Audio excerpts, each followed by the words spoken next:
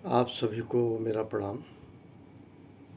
आज 25 मई 2024 है। शनिवार का दिन है। पूरे मानव समाज पे हनुमान जी और शनि देव की कृपा बनी रहे। शनि देव की पूजा की जाती है विशेषतः शनिवार को, परंतु जहाँ शनि देव का मंदिर नहीं है, आप हनुमान जी की पूजा करें, क्योंकि शनि देवता की कृपा स्वतः मिल जाएगी आपको अगर बजरंग बली की पूजा करते हैं। पौराणिक कथाओं में सिर्फ इतनी बात है, बजरंग बली ने, हनुमान जी ने शनि देव को मुक्त कराया था। मैं पहले भी बता चुका, नाम नहीं लूँगा किससे मुक्त कराया था, ये आप लोगों के पढ़ने का विषय है। शनि देव जब मुक्त हुए थे तो शनि देव ने कहा था कि मेरी पूजा करें न करें, अगर आप बजरंग बली की पूजा करते हैं तो कम से कम मेरे द्वारा आपको सताया जाना मुमकिन नहीं है, क्योंकि कहते हैं शनि सवार है। शनि, मैं उस पे कह रहा हूँ, प्रासंगिक कह रहा हूँ, व्यवहारिक तौर पे कह रहा हूँ। अगर हनुमान जी की कृपा, आप हनुमान जी की पूजा अर्चना करते हैं तो शनिदेव खुद प्रसन्न होंगे और कल्याण करेंगे। एक बात। दूसरी चीज़, आप देखे होंगे जितने भी अस्पताल हैं, मेडिकल कॉलेज हैं, जिस भी तरह से है, जहाँ भी लोगों का ट्रीटमेंट किया जाता है, हनुमान जी का मंदिर ज़रूर होता है। और हनुमान जी का मंदिर आम तौर पे, आपको बता दे, पीपल का पेड़ उसके पास रहता है हनुमान जी का मंदिर। कहा भी गया है, सब सुख लय तुम्हारी सरना, तुम रक्षक काहू को डरना। वही है, आपन तेज सम्हारो आपो, तीनों लोक हाकते कांपे। आप सोचिए, हनुमान जी की महिमा का वर्णना है। और ये श्री हनुमान चालीसा तब लिखी गई थी जब गोस्वामी तुलसीदास कारागार में थे। 40 दिन उनको कैद किया गया था, वाराणसी में बंद थे, बंदी गृह थे। उस बंदी गृह में उन्होंने श्री हनुमान चालीसा की रचना की थी, गोस्वामी तुलसीदास जी ने, जिन्होंने कालजयी श्री रामचरितमानस की रचना की है। मैं किस तरह से महिमा गाऊं? आप हनुमान जी का मंदिर करीब करीब सब जगह पाएंगे। ये बात अलग है, कही जाती है कथाओं में भी, कि समझ में मेरे नहीं आता, अंजन पुत्र कि हनुमान जी या हनुमान चालीसा या हनुमान जी की पूजा या मंगलवार को महिलाओं को, नारी को, लड़की को, स्त्री को नहीं रखना चाहिए। कभी भी उनकी पूजा हनुमान जी की नारी द्वारा सर्वमान्य नहीं है, ये पौराणिक कथाओं में है। मैं धन्य हूँ, एक अल्पायु के व्यक्ति जो है उनको मैं तो शक्तिहीन व्यक्ति हूँ। अगर आप ध्यान रखें तमाम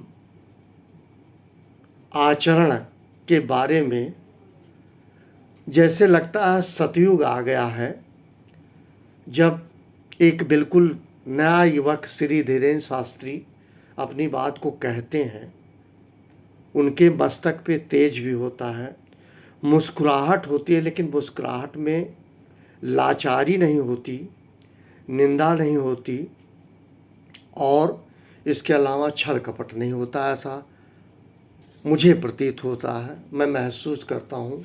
मैं सुनता नहीं हूँ, पर नरेंद्र मोदी जी जो हमारे यशस्वी प्रधानमंत्री जी हैं, और करीब करीब सारे लोग, जैसे कि नाना पाटेकर जी ने कहा था वहाँ कि मैं अपनी बात, मैं किसी से प्रभावित नहीं होता, मैं कभी किसी मंदिर में नहीं गया, मैं कभी गुरुद्वारे नहीं गया, मस्जिद नहीं गया, मैं इस कर्म भूमि में आया हूँ, ये धरती कर्म भूमि की है, लेकिन पता नहीं क्यों मैं चला आया। ऐसा उन्होंने धीरेन्द्र शास्त्री जी के सम्मुख इस बात को कहा था। एनीवे, मैं ये कहूँगा इनके विषय में सिर्फ इतना, मैं एक बूढ़ा व्यक्ति हूँ, कि कुछ किया हो ना किया हो, श्री धीरेन्द्र शास्त्री जी ने एक काम जरूर किया, वो यह है हनुमान जी की महिमा गाई, हनुमान जी के विषय में गाया और आचरण में शुद्धता दिखती है।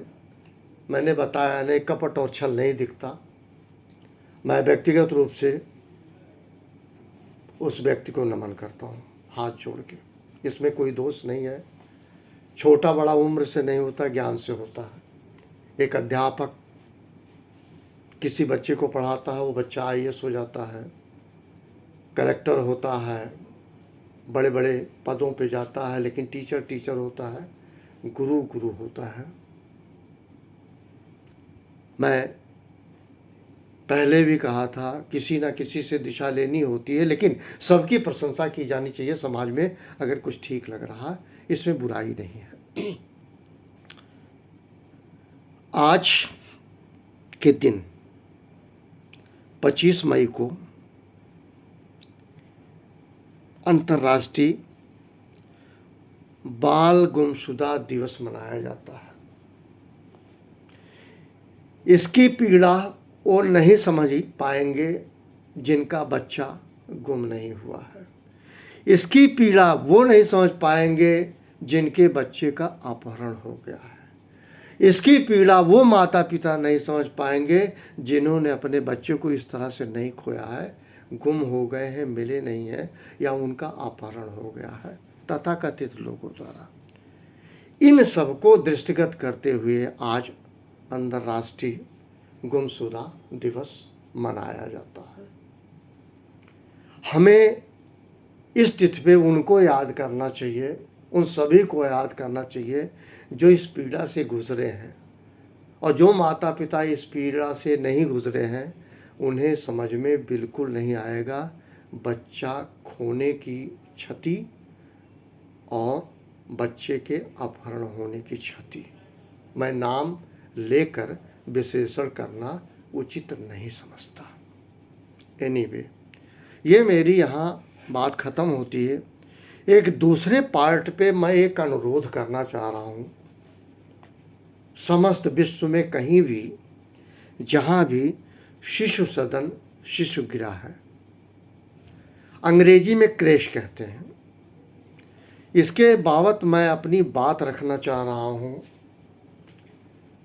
युवा पीढ़ी, स्पेशली जो लव मैरिज करते हैं बच्चे, नर नारी, वो बेचारे अपने माता पिता से जाते हैं और बेटा सास ससुर से जाता है। मतलब बिटिया भी माँ बाप से जाती है और बेटा भी माँ बाप से जुदा जाता है, और वो अपनी ज़िंदगी जीते हैं। दोनों लोग नौकरी करते हैं, पैसा कमाते हैं, शादी होती है, शादी के बाद उनके संतान होती है।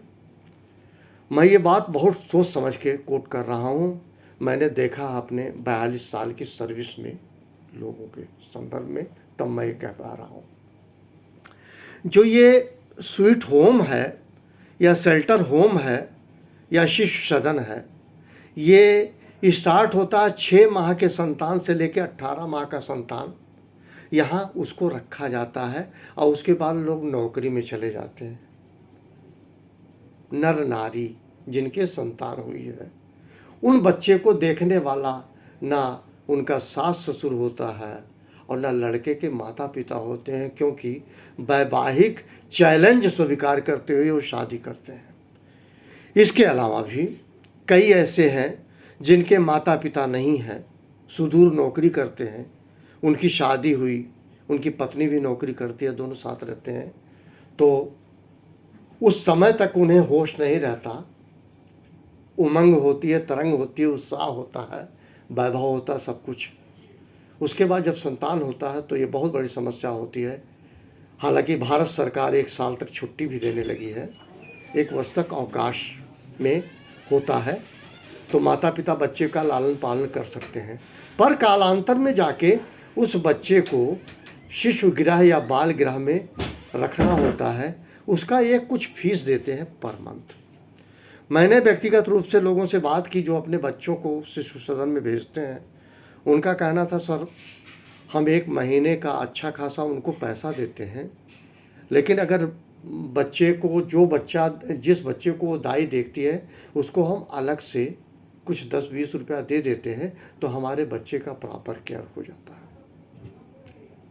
एक लांछन है उन लोगों पे जो इस तरह का संचालन कर रहे हैं शिशुगृह, और शिशुगृह में हम जमा करने के बाद, बच्चे को देने के बाद भी, फीस देने के बाद भी प्रतिमाह हमें एक्स्ट्रा उस दाई को पेमेंट करना पड़ता है, जिसको अंग्रेजी में मेड भी कह सकते हैं आप, MAID, कुंवारी कन्याएं नौकरी नौकर, उनको मेड कह सकते हो।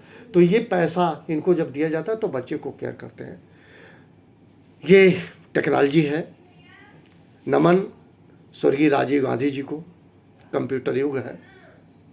एक काम हो सकता है जो मैं समझ पा रहा हूँ, कोई व्यक्तिगत ना लेगा।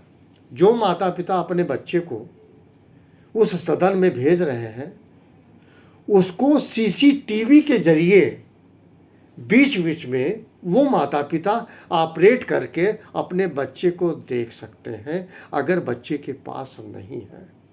ये एक उपाय होगा, उससे आप समझ सकेंगे, क्योंकि मैंने जो बात सुनी वो बड़ी पीड़ादायक है। क्योंकि दाई कभी कभी थप्पड़ मार देती है, कभी पुश कर देती है, लेकिन बच्चे का बालपन जान के और उसको इस तरह से सताया भी जाता है कि अपने माता पिता से मत बताना।